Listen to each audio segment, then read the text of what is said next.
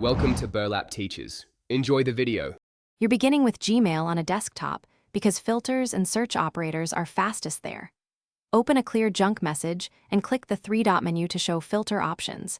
This saves time versus guessing.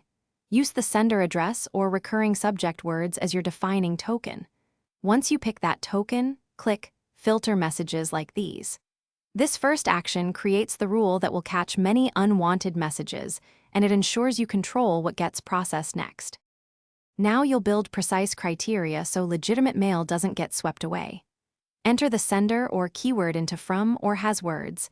Add operators like or and quotes to refine matches. Make sure to click Also Apply Filter to matching conversations, so older junk is handled too. For the action, pick Delete or Skip Inbox. If you want a safety net, choose Apply Label and mark as Read. This approach balances strict removal with a brief review period, so you don't finish by saving the filter and testing it with a Gmail search of the same terms to confirm results. This validates your rule immediately. If junk uses varied addresses, create multiple filters with similar patterns or use domain-based rules. Make sure to whitelist any sender that was mistakenly caught by adding them to your contacts, or edit the filter to exclude exact addresses.